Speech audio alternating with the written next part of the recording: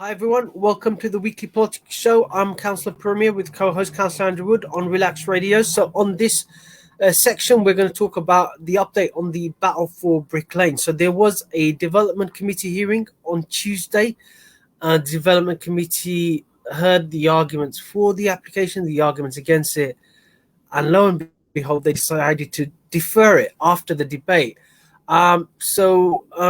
We're going to discuss what that actually means because there's a lot of confusion as to what that actually means. I just want to go to Andrew. Andrew, you didn't have a chance to actually give your objection, but you did a really interesting Twitter thread arguing on the basis of planning policy why the application should be rejected. And when you speak to members afterwards, they always say, "Oh, we had to grant the application because the officers told us that it's within the law, and the applicant will take us to court, and Tower Hamlets Council will have to pay £100,000." But you actually went through the planning policy and actually said the application actually goes against that. So do you want to give us an explainer of those kind of that Twitter thread, which is a really interesting thread on that day? Yeah.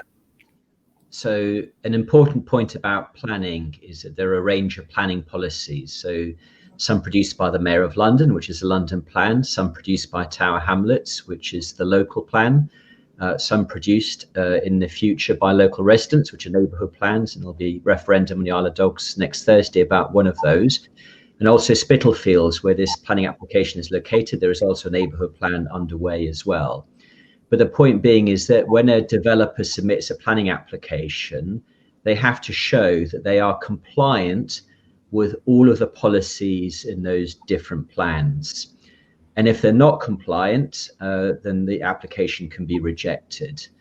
But pretty much always, it's a balancing act. It's never clear that everything's perfect or everything is completely wrong. So planning should be this kind of balancing act where you try and weigh the different policies and sort of say, well, it meets these, it doesn't meet these, but on the whole, it either fails or it should get planning permission. The problem is that the report that councillors get in the planning committee only ever presents one view. So once council planning officers decide whether they like something or not, if they like it, then they'll quote all of the policies that support it and not mention any of the other policies which may not support this. If they don't like something, which is very rare, but it does happen, and they kind of throw the kitchen sink at it in terms of, and then quote all of the policies that justify refusal.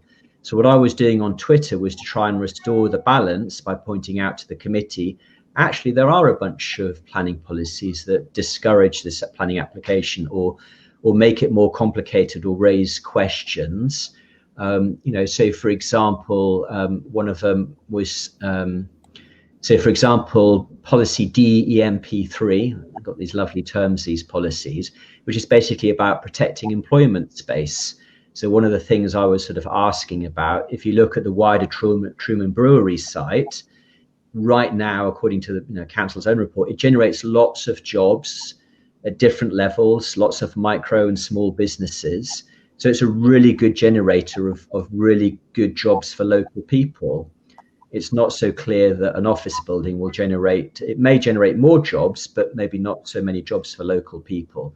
So what the Twitter thread was trying to do was just to restore that balance and just remind the councillors that actually their job is to look at all of the planning policies and to make that balanced judgment.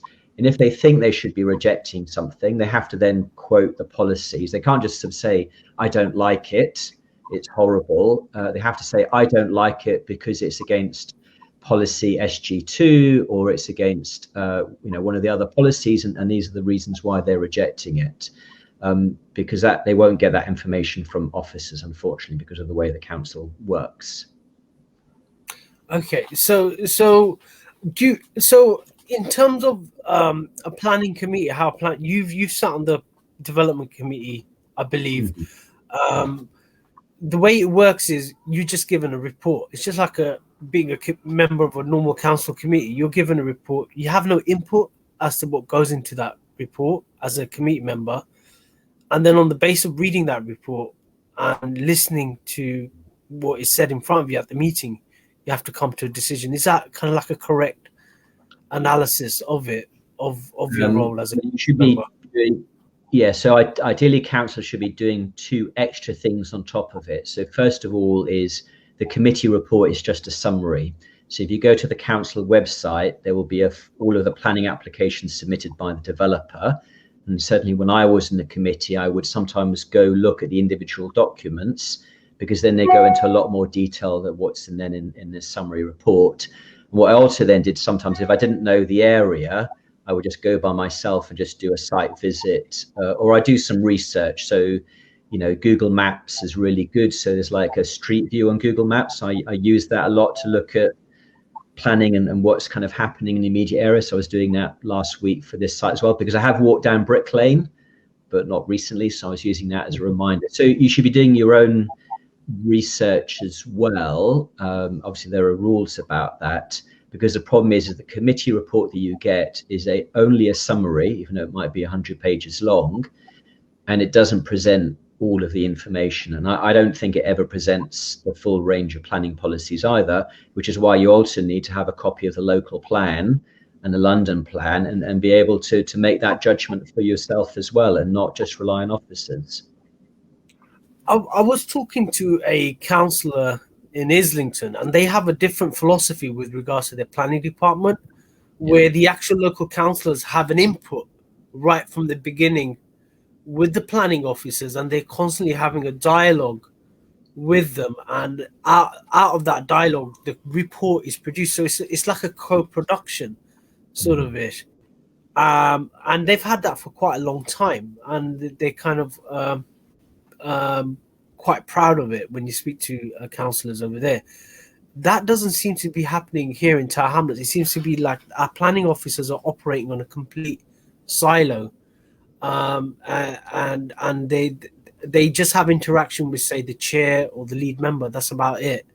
Which is a very, if you look at how big the borough is, it's not exactly like gives you the lowdown as to what's happening out there. Whereas a discussion with the local councillor could actually help you feed in as to what the feelings are. That doesn't seem to be happening. Am I correct? Is there a reason why? Because you have interaction with the planning department quite a lot, Andrew, with regards to development in the Isle of Dogs. But why is it? Why are they operating in a silo? Why are we not like Islington, for example? Well, so the first point is actually all the different boroughs actually do things quite differently. So even though in theory they're operating under the same national legislation, is actually their internal processes are quite different. So for example, I know Greenwich is that, you can go and speak on an application without registering, because the problem is it's very sort of, the other problem with the planning system is sometimes I'd like to go to speak to the committee just to give them information. But I can't do that. I can only go and object, or I can go and support an application. I can't just do something in between, which I know I could do in Greenwich. But I think that the fundamental reason why is Tower Hamlets Council Planning Department don't trust councillors to make the right decision or to do it in the right way. And therefore they have to be handheld and kind of told what to do. And that does result in a problem, because there have been, in the past, there was in 2017, is we actually rejected a bunch of planning applications. And I think we rejected them, for good reasons. But because the system and planning officers weren't ready for this, and because it's all had to be done in a couple of minutes late at night in a council meeting, is we didn't provide strong enough reasons as to why, we were going to reject this planning application.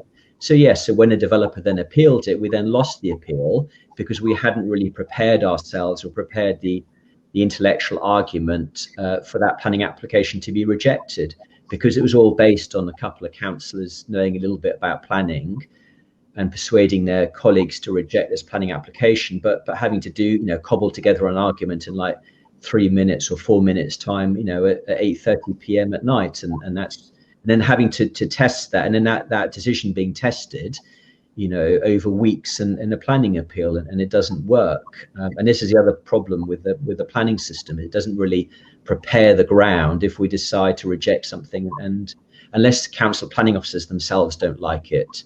But then that's relatively rare in Tower Hamlets Council. They like pretty much everything they see. Yeah. In terms of a deferral, Andrew, from your experience, so there's a slight debate as to what that means. From your experience, what does a deferral mean? So this deferral happened after the debate, and they basically, the committee said Zaluf, or the applicant, has to come back with much more stronger Section 106 commitments, or etc. etc. And what does that mean in terms of a deferral, Andrew, from your experience? So what it means simply is that they will take the decision a second time. So basically, they will come back to the decision at a future meeting. It has to be the same members of the committee, so nobody new can join the committee and be involved in that decision. It also means no more public speaking rights. So you and I can't request to speak at that second meeting unless there's been a material change in the planning application, in which case we could attempt to try and speak again, but normally that would be refused. So basically they'll just take the decision again, and in theory what they'll do is they'll review it quickly again, because it might be a couple of months later. And what they were basically asking for is it kind of wanted more evidence from Truman Brewery that some of these new shop units would be affordable, where I think they're proposing like 20% would be affordable. And I can't remember what the exact price structure was going to be, but apparently it was better than policy. And they were basically asking for more of the units to be affordable, or for some evidence that all 20 of the new shops, would be priced at a level that local small businesses would be able to bid for, and not just the big chain stores. And they were looking for evidence of that, or at least some discussion, and if they could come to some agreement with the developer, something in writing for the councillors then to look at. Gotcha. So no, people wouldn't have. So there's no way of challenging what Truman put forward, sort of ish, to the committee. For example, if Truman had been asked to come back, we as members of the public can't challenge that. It's totally up to the councillors now. No, well, unless there's a material change, but it will be up to the chair of the committee to decide whether that change is material or not. So if they change the look or the massing, or brought, added an extra story or took a story down, that will be a material change. I'm not sure this change to the Section 106 would be a material change, but that would be up to the chair of the committee to decide. Gotcha. No problems. Well, looks like it's going to rumble through onto the summer. In terms of deferrals, just last one, Andrew, and it's just people ask me, is it going to be the next meeting, or is it takes a bit of a time, sort of ish? It depends on. Yeah, it depends on how busy they are. They may have lots of planning applications and need to decide at the next meeting. And it also depends on how quickly they come to an agreement with the developer. I think in this case that they're not asking for big changes, that maybe that they can agree something quite quickly. So my expectation is that it would come back to the next committee meeting. Gotcha. No problem. So watch this space with the battle for Brooklyn. It's been an interesting campaign to be involved in. You had banners going up in the middle of the night as well. But it looks like it's second round at the committee meeting. Let's see what the owners of Truman put forward, and let's see what the campaigners put forward, and let's see what's decided by Tower Hamlets Council. So after the break, Andrew and I are going to discuss the issue at the moment, which is the referendum. I know everyone's been